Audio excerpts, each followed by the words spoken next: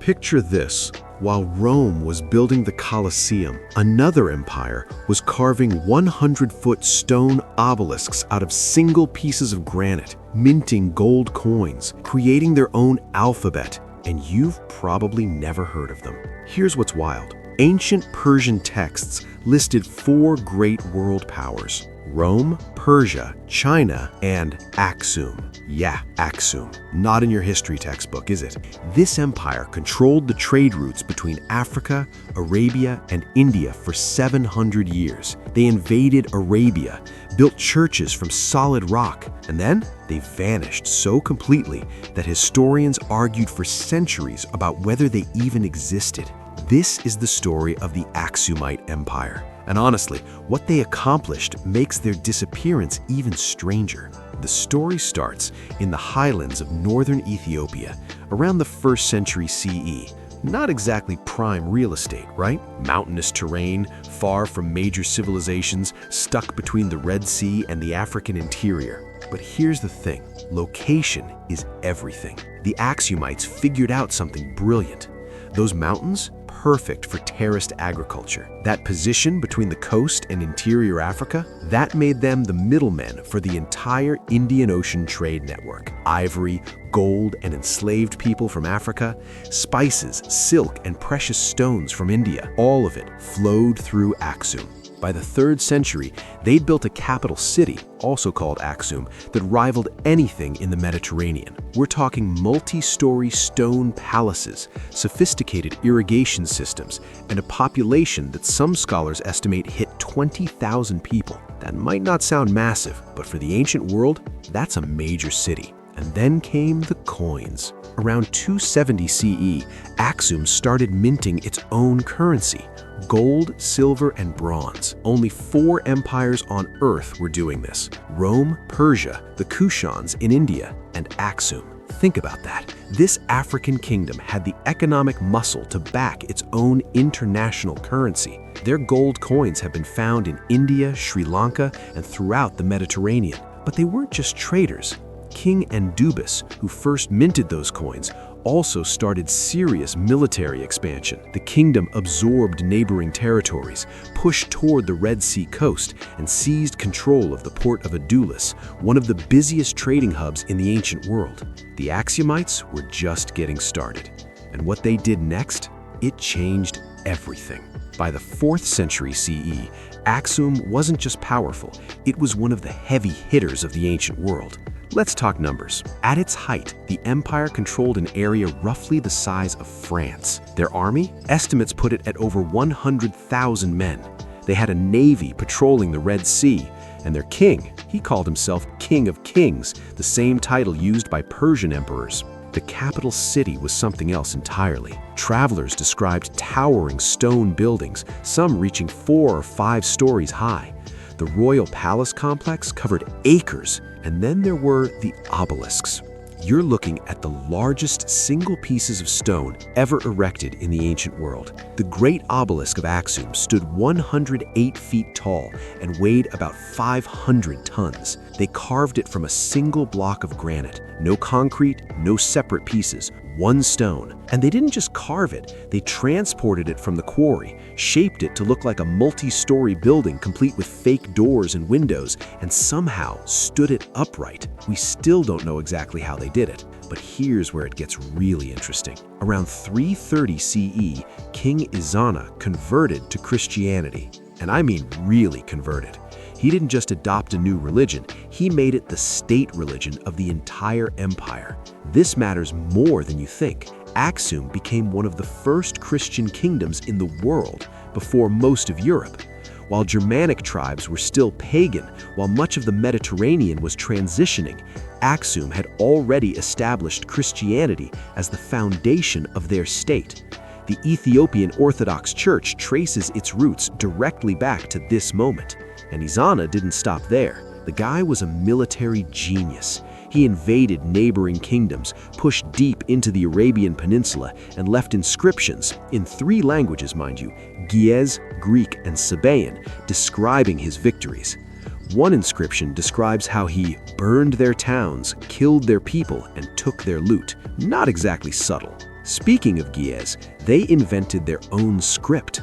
That's right. While most kingdoms were borrowing alphabets from neighbors, Aksum developed Ge'ez, a writing system that's still used in Ethiopian churches today. They had their own literature, their own historical records, their own religious texts. The wealth flowing through Aksum was staggering. Archaeologists have found evidence of trade goods from all over the known world: Chinese silk, Indian spices, Roman glassware, Persian metalwork. One contemporary writer described Aksumite nobles wearing gold jewelry that would have to weigh down ordinary men. Now, remember those trade routes I mentioned? Aksum controlled the frankincense and myrrh trade. Yeah, the stuff from the Bible. That was an Aksumite monopoly. These resins were used in religious ceremonies across the Roman Empire, Arabia, and India.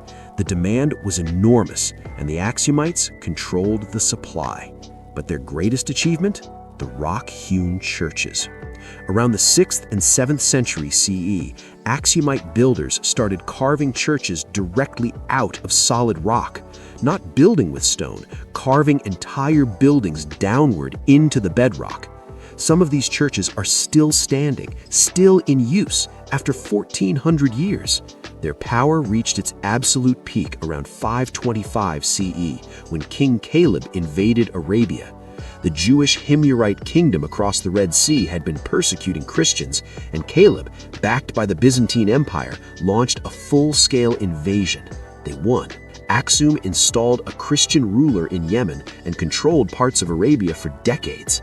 At this moment, Aksum was a superpower. They had economic dominance, military might, cultural sophistication, and international recognition, which makes what happened next even tragicer. The collapse didn't happen overnight. That's not usually how empires die. The first cracks appeared in the 7th century, and they came from an unexpected direction: the rise of Islam. When Islamic armies exploded out of Arabia in the 630s, they didn't initially target Aksum. Actually, early Muslims had positive views of the Aksumite kingdom because, according to Islamic tradition, the Christian king of Aksum had given refuge to some of Muhammad's followers when they were being persecuted in Mecca. But here's the problem. Islamic expansion cut off Aksum's trade routes. Remember, Aksum's entire economy was built on being the middleman between Africa, Arabia, and India. When Islamic empires conquered Egypt, took control of Arabia, and dominated the Red Sea, Aksum was suddenly isolated. The gold that had flowed through their ports for centuries, it dried up. The international merchants, they found new routes. By the 8th century, the Aksumite economy was in free fall. But trade wasn't the only problem. Climate data shows that East Africa experienced significant environmental changes during this period. Droughts became more frequent. The sophisticated terraced agriculture that fed the empire started failing. Food shortages followed. And then there were the Beja people, nomadic groups who'd been pushed around by Aksum for centuries. As the empire weakened, they started raiding hard. The Aksumites couldn't maintain control of their coastal territories. They lost the port of Adulis sometime in the 7th or 8th century. The exact date is unclear, which tells you how chaotic things had become. The capital itself came under threat. Sometime around 960 CE, we don't have an exact date, a queen from the south, possibly named Gudit or Yodit, launched a devastating attack on Aksum. Historical accounts from this period are sketchy, but they describe widespread destruction. Churches burned, obelisks toppled. The royal dynasty was nearly wiped out. Whether this queen was real or legendary is still debated, but what's certain is that by the 10th century, Aksum as a political power was finished. The kings moved south, abandoning the old capital. The city of Aksum was left to decay. Within a few generations, the magnificent stone buildings were ruins. The trade networks were gone. The gold coins stopped being minted. Here's what kills me about this. Nobody conquered them in one dramatic battle. There was no siege of Aksum, no moment where the empire fell. It just faded. The combination of economic isolation, environmental stress, and external pressure slowly strangled one of the world's great civilizations. The last inscriptions in Ge'ez from the Aksumite heartland date to the 7th century. After that, silence. So why don't we know about them? Part of it's geography. Aksum was isolated in the Ethiopian highlands, not easy to reach, not heavily studied by European archaeologists until the 20th century. Unlike Rome or Egypt, there weren't convenient ruins sitting near major cities where scholars could easily excavate. Part of it's written records. Aksum's history was recorded in Ge'ez, which most Western historians couldn't read, and many of their texts were lost during the various conflicts that followed their decline. But honestly, part of it's just historical bias.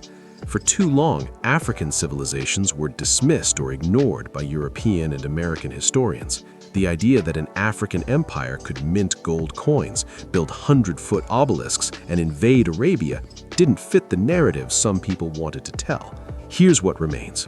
The obelisks still stand in Aksum. The rock-hewn churches are still in use. You can attend a service in a building carved 1,400 years ago. Ethiopian Orthodox Christianity, which traces directly back to King Ezana's conversion, has over 36 million followers today. The Ge'ez script survives in religious texts. And archaeologists are still digging. In the last few decades, we've found more coins, more inscriptions, more evidence of just how sophisticated this empire was. The Aksumite Empire proved that greatness can emerge anywhere, that African civilizations were every bit as advanced, powerful, and influential as their European or Asian counterparts. They were titans of their age. And yet, for over 1,000 years, history forgot them.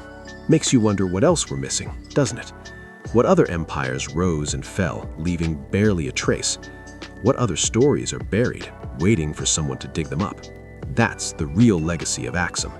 It reminds us that the history we know is incomplete. There's always more stories. What other forgotten empires should I cover next? Let me know in the comments. And if this story surprised you, if you had no idea this empire existed, share this video. Let's make sure Aksum doesn't stay forgotten. That's the true story of the Aksumite Empire, the African superpower that history nearly erased.